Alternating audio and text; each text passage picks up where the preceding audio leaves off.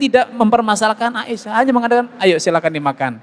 Jangan diambil hati ya, jangan merasa sungkan, jangan merasa tidak enak. Ini sedang cemburu saja, tidak apa-apa. Sikap ini menjadikan apa? Menjadikan Aisyah segera mereda. Cobalah kalau dibilang, Aisyah kamu kok kayak gitu, maka dia bilang, lu kok kalah membela istri yang sana gitu. Kan dia kan sudah kurang ajar. Menghina privasi rumah yang di sini. Nabi tidak hanya situ. Dalam kisah lain, ini kiat yang selanjutnya ya, bahwa suami itu tidak terhina kalau minta maaf kepada istri. Tidak menjadi rendah kalau mengalah kepada istri. Itu kuncinya, Pak. Kalau suami ingin menang kepada istrinya, maka suami tidak diciptakan untuk menang melawan istri, tapi diciptakan untuk menyayangi, bukan rival yang harus menang atau kalah. Suami harus menjaga, mengayomi, melindungi. Konflik itu terjadi karena suami ingin menang. Sudah jelas istrinya salah, jelas salah. Tapi bukan untuk menunjukkan kamu yang salah. Suami yang harus mengayomi. Ini yang dilakukan Nabi SAW dalam banyak kasus. Ya, saya ingin ceritakan 2 cerita dalam rumah tangga Nabi SAW. Bagaimana Nabi SAW mengayomi, bukan mengungkit dan menegakkan kebenaran bahwa istrinya yang salah. Ketika suatu malam Nabi pergi ke Baqi, saya yakin kisah ini sudah sering didengar ya. Aisyah cemburu membuntuti Nabi dari belakang. Ternyata Nabi pergi ke Baqi. Buru-buru Aisyah pulang. Tapi karena perjalanannya cepat, nafasnya terengah-engah sehingga Nabi tahu bahwa Aisyah lah yang membuntuti Nabi. Ini kan biang konflik. Nabi disuudzoni akan pergi ke istri yang lain. Nabi disuudzoni akan tidak adil. Malamnya Aisyah justru malah pergi ke istri lain. Itu kan suudzon. Padahal Nabi ke Baqi diperintah oleh Allah SWT untuk mendoakan penghuni Baqi. Lah kok istrinya suudzon? Ini kan ada salah dan benar. Tapi Nabi tidak mengatakan, Aisyah kamu salah, kamu kurang ajar, kamu tidak percaya sama suami. Tidak, Nabi tidak menjatuhkan Aisyah, tidak mengharap Aisyah mengakui kesalahan, tapi Nabi mengatakan, awaqad ja'aki syaitanuki, Aisyah, setanmu udah datang lagi. Karena ini istrinya adalah korban dari bisikan setan, diayomi. Bukan kamu ini sudah kelewat batas menurut setan. Pak, dengan santun, awaqad ja'aki syaitanuki, setanmu udah datang lagi. Maka Aisyah jadi takut, kok ada setannya saya gitu. Ya semua orang ada setannya, termasuk dirimu ya Rasulullah. Iya, termasuk aku. Hanya saja Allah menolongku sehingga setanku ini tunduk. Sehingga dia tidak membisikkan kecuali yang baik. Sehingga yang harusnya forum konflik menjadi majelis taklim. Ngayomi Pak. Karena Nabi sadar istrinya berada dalam kondisi sebagai korban letupan emosional, cemburu dan bisikan setan. Kisah kedua ya, ketika Nabi SAW menikahi Sofiyah bintu Huyai. Sofiyah bintu Huyai ini Pak, putrinya Huyai bin Akhtab, kepala suku Bani Nadir. Bani Nadir diusir oleh Nabi dari Madinah, kemudian tinggal di Khaybar. Singkat cerita terjadi perang Khaybar. Ayahnya Huyai bin Akhtab terbunuh, suaminya terbunuh, saudaranya terbunuh, dan banyak kerabat Bani Nadir yang terbunuh dalam perang Khaybar. Dan ketika Sofiyah bintu Huyai menjadi tawanan, semula menjadi tawanannya Dihyah al-Kalbi. Maka para sahabat cemburu, tidak bisa. Kita sama-sama perang, masa yang dapat wanita paling cantik Dihyah. Kok enaknya? Itu cemburunya kaum pria, Pak. Maka jangan biarkan Dihyah dapat budak Sofiyah bintu Huyai, wanita yang sangat cantik jelita. Maka harus diberikan kepada Nabi. Ya Rasulullah, yang layak mendapatkan budak Sofiyah hanya engkau. Kalau sampai diambil orang lain pasti konflik, pasti ada kecemburuan. Maka Nabi SAW memberikan kompensasi kepada Dihyah. Wahai Dihyah, ambil 10 budak wanita lainnya sebagai kompensasinya. Ya bagi kaum pria kan mendingan 10 Pak ya, daripada orisinil tapi 1, KW 2 tapi 10, itu bapak-bapak senang pasti itu. Nah akhirnya singkat cerita Nabi SAW duduk dengan Sofiyah bintu Huyai. Kata Sofiyah, ma fil ardi min wajhin abghadu ilayya min wajhih. Tatkala Nabi SAW duduk di depanku, di dunia ini tidak ada muka yang paling aku benci dibanding mukanya dia. Mukanya Nabi SAW. Qatala akhrajani min dari. Dia mengusirku dari Madinah. Qatala abi wa zauji wa akhi. Dia membunuh ayahku, suamiku dan saudaraku. Kemudian Sofiyah mengatakan famazala ya'tadhiru ilayya. Nabi dalam posisi yang sudah menang perang nih, merendah. Beliau mengatakan terus Nabi itu ya'tadhir, mengutarakan alasannya, merendah, meminta maaf kepada Sofiyah. Sampai di akhir majelis kata Sofiyah, yang terjadi sebaliknya. Di dunia ini tidak ada muka yang lebih aku cintai dibanding muka beliau. Maka di akhir majelis Sofiyah menerima tawaran untuk dinikahi oleh Nabi SAW. Suami yang pandai meminta maaf ke istrinya walaupun dia yang benar akan menjadi pilar terciptanya keharmonisan dalam rumah tangga. Suami bukan rival dalam pengadilan. Istri juga bukan rival dalam gugatan. Sehingga harus dibuktikan bahwa suami yang benar atau istri yang benar. Tidak. Kita itu harus saling menyayangi, saling mengayomi.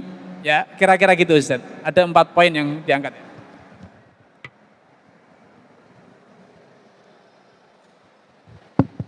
Assalamualaikum warahmatullahi wabarakatuh. Jazakallah khairan kepada Ustadz kita hafidhakumullah atas apa yang beliau sampaikan, dan saya simpulkan bahwa ada 4 hal yang harus kita pahami ketika terjadi konflik atau ketika kita ingin berumah tangga. Yang pertama, kita harus kuat secara tauhid. Jamaah dan teman-teman sekalian. Lalu yang kedua, kita harus tahu karakter dari pasangan kita. Ada banyak laki-laki itu nggak ngerti wanita, nggak ngerti perasaan wanita. Makanya quote-nya perempuan dari dulu sampai sekarang itu selalu long lasting, Ustaz. Di saat wanita ingin dimengerti. Tapi di waktu yang sama, mayoritas ibu-ibu juga nggak tahu perasaan laki-laki. Jadi ya, sesama tidak tahu harus saling toleransi. Dan harus terus belajar, dan belajar, dan belajar. Bukan sesama tidak tahu, Ustaz. Sesama tidak mau tahu gitu ya. Itu lebih tajam. Jadi, beliau hafidhahullah ta'ala menyampaikan bahwa kita harus belajar tentang karakter dari wanita secara umum dan pasangan kita secara khusus.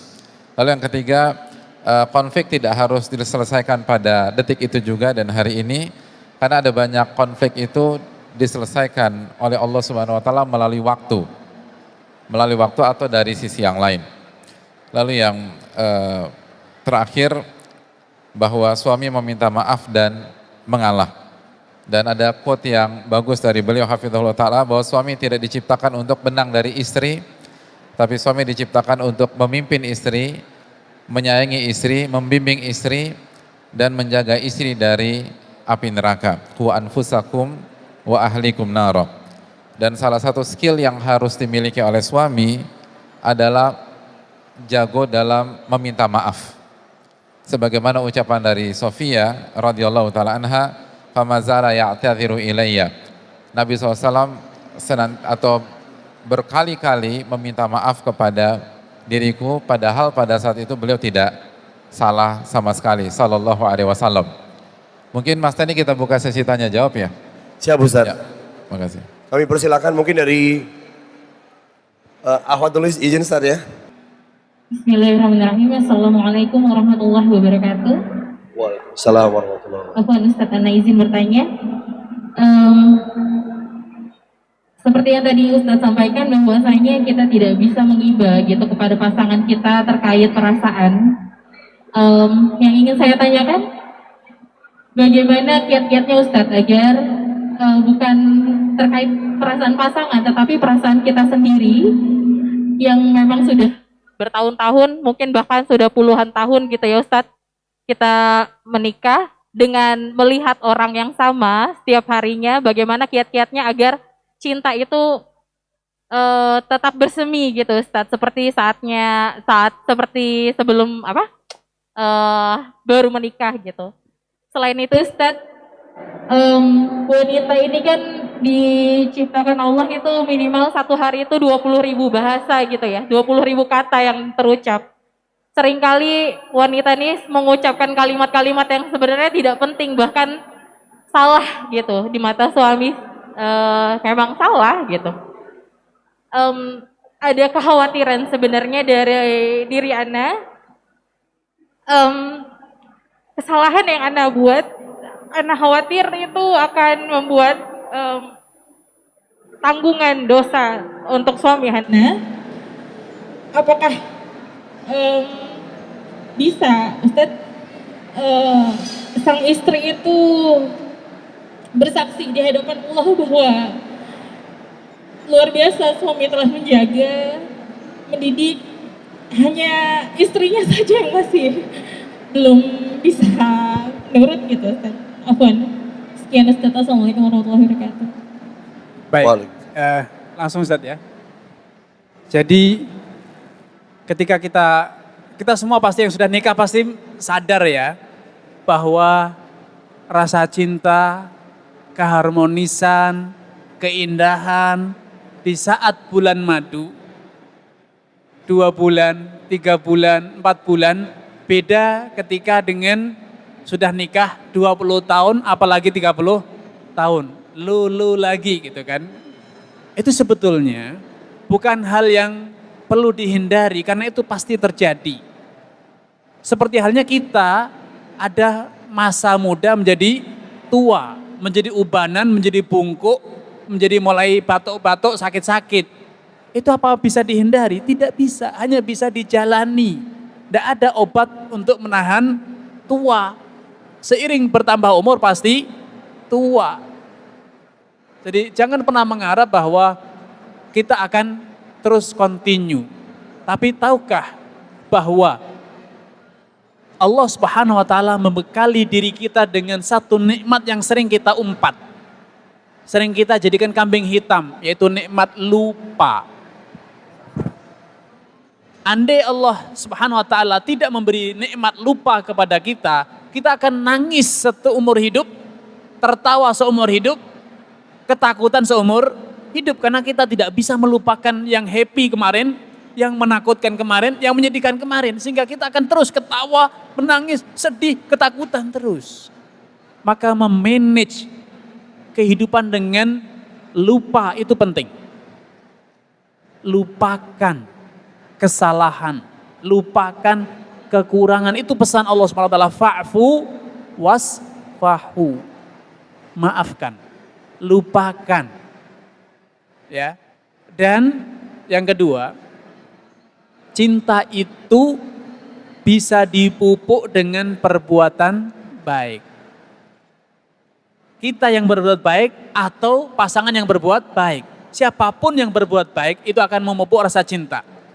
Kucing yang liar di depan rumah, sekali datang ngeong-ngeong kita terganggu. Ketika melihat, oh kelaparan, kasihan, ya kan? Dikasih makan. Sekali, 2 kali, besok datang lagi. Akhirnya setiap hari datang, kita kasih makan. Sadar ataupun tidak, ada rasa cinta kepada kucing tersebut. Bukankah gitu, Pak? Bapak-bapak yang sudah hobi burung,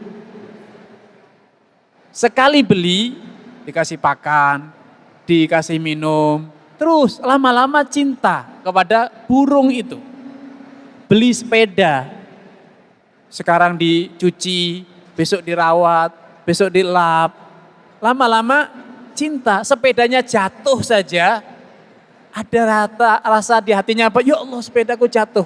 Ketika anaknya yang jatuh, bangun nak, tidak apa-apa nak. Tapi ketika sepedanya yang jatuh karena dirawat, dimandikan, ini seakan-akan sesuatu yang besar terjadi. Maka kalau kita ingin menumbuhkan rasa cinta, berbuatlah baik. Tahadu, tahabu. Seringlah memberi, niscaya kalian akan saling mencintai. Ahsin ilan nasi, tasta'bid qulubahumu. Teruslah berbuat baik kepada orang lain. Niscaya engkau akan bisa mendapatkan hatinya. Ya. Dan poin selanjutnya, cinta itu bedakan cinta dengan nafsu. Kita seringkali tidak paham arti cinta. Menganggap cinta itu selalu ingin nempel, lengket kayak perangko katanya. Itu nafsu. Bukan cinta. Karena ayah dengan anak juga mencintai, bukankah demikian? Orang tua, saudara, kita pun mencintai saudara. Sahabat, kita juga mencintai sahabat. Sesama orang yang beriman, kita saling mencintai. Nah, makanya Nabi memerintahkan kita untuk afsus salam bainakum. Awala adullukum ala syai'in idza fa'altumuh tahabbtum. Maukah kalian aku tunjukkan sesuatu yang kalau aku lakukan akan saling cinta mencintai, kalian akan saling mencintai, yaitu tebarkan salam. Ini cinta yang sebenarnya. Nah, saya yakin kalau suami istri saling membantu, saling mengasihani, melayani, berbuat baik, mengucapkan salam, saling mendoakan, maka cinta itu akan tumbuh. Walaupun nafsunya mulai surut. Kok mulai adem ya, berdekatan, senggolan, tidak ada apa-apanya. Ya memang, itu seiring dengan pertumbuhan fisik. Hormon yang menjadikan orang bernafsu itu sudah mulai produksinya turun. Maka ya wajar, walaupun tidur bareng, sampai bangun lagi, tidur lagi, tidak nyenggol juga, ya itu biasa Pak. Karena hormonnya sudah menipis. Tapi bukan berarti tidak cinta. Kita seringkali salah mengartikan cinta dengan nafsu. Yang di pengantin baru itu nafsunya yang menggebu, cintanya yang belum tumbuh. Nafsunya yang menggebu, bukan cintanya yang besar. Tapi kakek nenek kita, cinta mereka luar biasa, nafsunya yang sudah minim. Maka kita harus duduk dengan suami istri, ya suami istri kita ini saling duduk untuk saling belajar apa itu cinta. Bang, menurut abang apa sih cinta itu bang? Gitu. Istri pun demikian, istriku, dek atau apapun namanya. Menurut kamu apa sih cinta itu? Bagaimana aku bisa tahu bahwa kamu itu cinta kepadaku? Nanti antum akan dengar bahwa ternyata mereka tidak mendeskripsikan cinta itu dengan nafsu. Sehingga ketika kita membandingkan seperti dulu di pengantin baru, maka dulu itu bukan cinta. Dulu itu nafsu. Makanya simak Nabi SAW ketika memotivasi pemuda untuk nikah. Ya, ya ma'syara syabab, wahai para pemuda yang sudah mampu membiayai kehidupan rumah tangga, menikahlah. Hadisnya sering dengar kan ya? Karena dengan menikah itu alasannya, ini yang menjadi poin pentingnya. Dengan menikah aghaddu lil basar wa ahsanul farj. Lebih menjadikan engkau mampu menundukkan pandangan dan menjaga kemaluan. Nabi tidak mengatakan dengan menikah cintamu tersalurkan, tidak. Tapi pandangan liarmu, mata keranjangmu itu bisa terkendali dan nafsumu bisa terjaga. Itu anak muda. Cinta itu miliknya nenek dan kakek yang siap berkorban, melayani, mengayomi, setia, itu cinta. Jadi kalau ibu tadi nikah sudah berapa tahun, Bu? Sudah 10 tahun. 10 tahun itu sudah terbukti ada cinta. Lah kalau kita hari ini masih bertanya, kok cintanya berkurang? Saya tidak percaya. Yang berkurang nafsunya, Pak. Maka kita perlu belajar apa itu cinta, karena cinta bukan hanya suami dan istri. Nabi menganjurkan kita untuk saling mencintai, bukan berarti saya harus menggauli, tidak. Cinta itu adalah kesetiaan, cinta itu adalah loyalitas, cinta itu adalah bagaimana kita setia, menasehati, melindungi agar tidak celaka, itu namanya cinta, Pak. Ya. Kemudian pertanyaan yang kedua, apa tadi satu yang kedua? Oh, beliau khawatir lisan beliau itu tadi memudaratkan suaminya, karena wanita kan lisan. Oke, semua orang akan dihisab dengan amalannya sendiri-sendiri. Yauma yafirul mar'u min akhihi wa ummihi wa abihi wa sahibatihi wa banihi likulli imri'in minhum yauma idzin sya'nun yughni. Setiap manusia akan mempertanggungjawabkan perbuatannya masing-masing. Jadi kalau suami sampai disiksa oleh Allah karena perbuatan istri, ya sebetulnya karena perbuatan suami sendiri yang tidak bertanggung jawab, tidak mendidik. Tidak memerintahkan yang ma'ruf, melarang yang mungkar. Makanya Allah ceritakan dalam Al-Quran, Nabi Lut punya istri yang buruk. Apakah Nabi Lut akan disiksa gara-gara istrinya? Fir'aun, lelaki yang buruk, punya suami istri yang saleh. Istrinya tidak akan disiksa oleh Allah dengan perbuatan suaminya, karena itu telah menunaikan kewajibannya amar ma'ruf nahi mungkar sesuai dengan batas kemampuannya masing-masing. Wallahu ta'ala. Baik Ustaz. Ustaz Uzum mau menambahkan? Enggak, udah cukup. Cukup. Masya Allah. Ada waktu 10 menit tersisa sebelum kita masuk azan zuhur ya, kita manfaatkan dengan maksimal. Tafadhol yang di sini mungkin. Ya. Mikrofonnya ya. Oke, saya menghampiri bentar, tenang.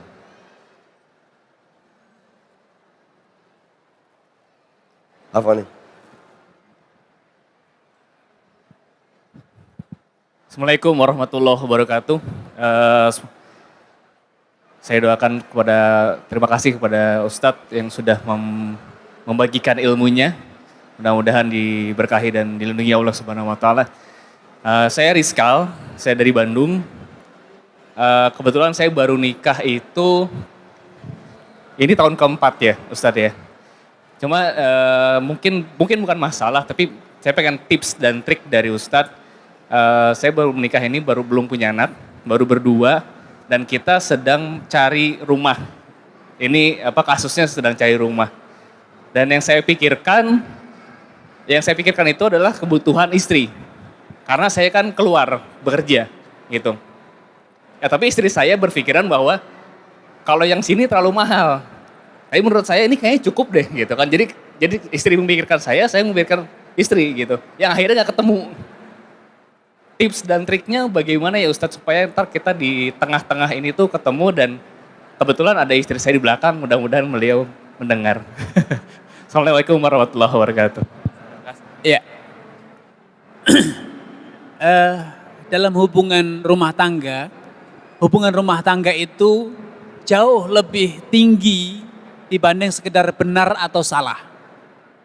Kalau dalam rumah tangga kita, acuan dalam bersikap memutuskan adalah benar atau salah, maka rumah tangga kita akan gersang.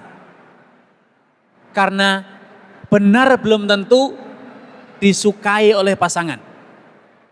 Benar belum tentu cocok. Ya. Apalagi salah. Yang benar saja belum tentu nyaman. Maka dalam rumah tangga kita itu harus kompromi. Nyaman bagi suami, nyaman bagi istri. Terus terang nih, saya sebagai contoh saya kadang ya keluar sungunya Pak. Karena sudah pakai baju, mau berangkat ke kampus ngajar, dicegat oleh istri, enggak boleh keluar pakai baju itu. Copot. Ya Allah, ini waktu udah mepet, tinggal 5 menit. Harus sampai ke kampus. Kalau sampai harus ganti baju lagi bisa telat. Enggak boleh, enggak bisa. Enggak matching celana dengan baju. Bayangin Pak, padahal saya pakai baju itu bukan untuk istri waktu itu, untuk mahasiswa, ada mahasiswa saya. Ya saya akan tampil di depan mahasiswa, tapi apa persepsi istri? Apa kata orang? Enggak diurus sama istrinya, atasan dengan bawahan, enggak matching. Ya, dengan sungunya yang keluar, dengan ya tetap ganti baju Pak. Ya itulah namanya rumah tangga. Jadi baik buruk rumah tangga itu bukan diukur dari halal atau haram, benar atau salah, tapi adalah kepuasan bersama. Kesenangan bersama.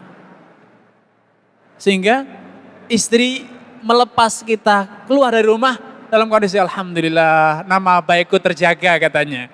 Sehingga suami keluar dengan pakaian yang matching atas dan bawahnya.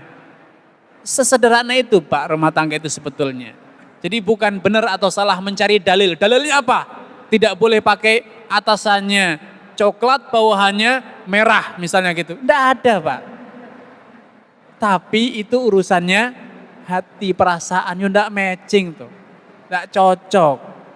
Maka pesan saya bagi suami, pilihlah, gunakanlah yang disenangi oleh istrimu. Istrimu demikianlah. Pilihlah, lakukanlah yang disukai oleh suami. Ibnu Abbas, ini sampel suami yang baik ya, ahli tafsir dari kalangan sahabat. Suatu hari tampil di depan murid-muridnya dengan syal warna merah. Wih, kok ngejreng gitu Pak Yai katanya gitu kan bahasa kita gitu kan. Ustaz, kok syalnya warnanya merah Ustaz gitu. Ganjen Ustaznya. Apa jawabannya? Sederhana. Albasat mimro'ati qabla qalil. Ini syal yang dipakaikan oleh istriku tadi. Jadi dia suka dengan ini, ya sudah selesai masalahnya. Mau kamu komentarnya ngejreng, mau komentarnya norak, mau komentarnya itu bukan urusanmu, itu urusan istriku. Karena beliau mengenakan pakaian untuk apa? Menyenangkan istrinya. Bukan untuk menyenangkan kalian. Makanya Ibnu Abbas kemudian memberikan satu kesimpulan. Inni uhibbu an atazayyana limro'ati kama uhibbu an tatazayyana li. Aku tuh senang untuk berdandan di hadapan istriku sebagaimana aku senang kalau istriku berdandan di hadapanku.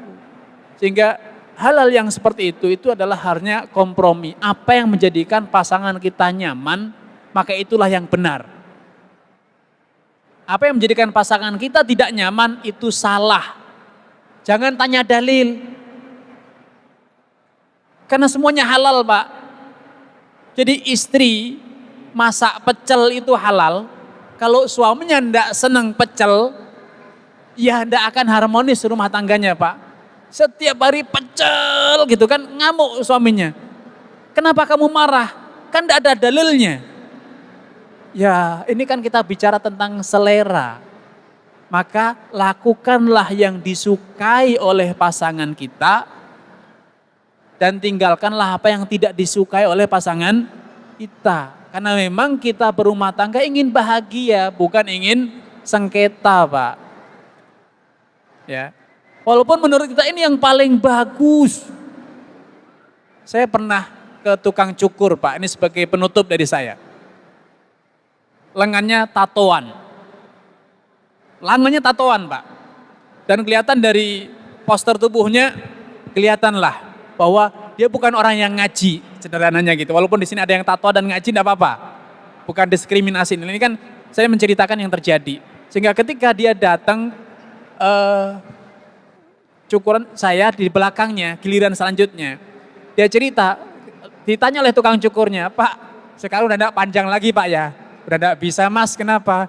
Kata istriku, aku harus pendek rambutnya. Seperti itu Pak. Padahal dia selama ini hidupnya menganggap bahwa gondrong itu maco banget. Bagi dia kan gitu. Tapi ketika di depan istri, ya dia kan harus menyayangi, membahagiakan. Rambut yang dia sayangi selama ini, ya dia potong Pak. Walaupun selama ini dia menganggap bahwa kalau gondrong itu kelihatan lebih maco, kata istrinya, enggak, kamu harus rapi. Itu dipotong. Itu yang belum ngaji Pak. Nah kalau kita sudah ngaji, enggak bisa, aku seleranya kayak gini. Ya sengketa pasti Pak. Ya, karena ini bukan urusan halal atau haram. Tapi urusan senang dan tidak senang. Ya kira-kira gitu ya. Jadi jangan mencari benar atau salah dalam rumah tangga. Selama halal semuanya benar, tapi yang kita cari adalah apa yang menjadikan pasangan kita senang dan bahagia. Ya, wallahu a'lam. Jazakallah khair Ustaz.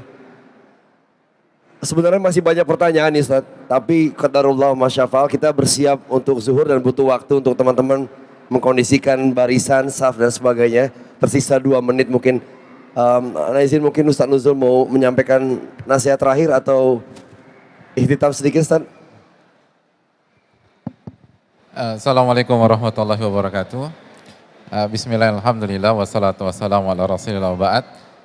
Jazakallah khairan kepada Ustadzina, Ustadz Al-Fadhil, Ustadz Muhammad Arifin Badri atas apa yang telah beliau sampaikan.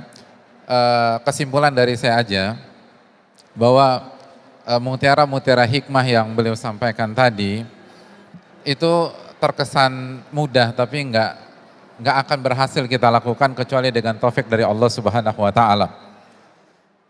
Dan enggak mungkin akan berhasil kecuali dengan keikhlasan. Oleh karena itu saya tutup dengan nukilan dari Syekhul Islam ketika berbicara tentang berinteraksi dengan pasangan, dengan suami, dengan istri. Beliau mengatakan as-sa'adatu fi muamalatil khalqi antu amilahum lillah. Kebahagiaan ketika kita berinteraksi dengan istri kita, berinteraksi dengan suami kita, itu apabila kita berinteraksi dengan mereka semata-mata untuk mencari wajah Allah Subhanahu wa taala. Wa tarjullaha fihim. Ketika kita senyum sama istri kita, yang kita harapkan adalah ridho Allah. Pada saat seperti beliau sampaikan, beliau ganti baju, itu yang kita harapkan adalah ridho Allah Subhanahu wa taala. Wala tarjuhum fillah. Jangan sebaliknya, casingnya terkesan ibadah, sebagaimana klaim banyak orang yang menikah, gue nikah untuk ibadah, aku nikah kan hanya ibadah. Tapi semata-mata sejatinya yang kita harapkan adalah feedback dari pasangan kita, yang kita harapkan sebatas reward dari pasangan kita, yang kita harapkan adalah bagaimana dia memenuhi hak kita. Wa tuqsin ilaihim roja'a thawabillah. Dan engkau berbuat baik sama pasanganmu atau sama orang lain, itu semata-mata mengharapkan ganjaran pahala dari Allah Subhanahu wa taala. La limukafaatihim, bukan agar mendapatkan feedback positif dari pasangan kita. Kalau kita bisa tanamkan itu, artinya kita berinteraksi dengan pasangan kita, lalu kita hidupkan rumah tangga kita dengan tauhid kepada Allah Subhanahu wa taala. Benar-benar wa ma khalaqtul jinna wal insa illa liya'budun. Maka mutiara-mutiara hikmah yang tadi beliau sampaikan kepada kita, insya Allah bisa kita lakukan dengan pertolongan Allah Subhanahu wa taala. Mungkin ini yang bisa disampaikan. Jazakallahu khair kepada Ustadz kita bersama, dan sekali lagi semoga Allah berkahi ilmu beliau, semoga Allah menjaga beliau, keluarga beliau, orang tua, guru-guru beliau, dan semoga Allah istiqomahkan beliau di jalan ilmu dan amal, di jalan dakwah sampai husnul khatimah, dan semoga Allah Subhanahu wa taala memberikan kebahagiaan di dunia dan akhirat untuk beliau dan kita semua. Kita tutup subhanakallahumma wa bihamdika asyhadu an la ilaha illa anta astaghfiruka wa atubu ilaik. Assalamualaikum warahmatullahi wabarakatuh. Syukran.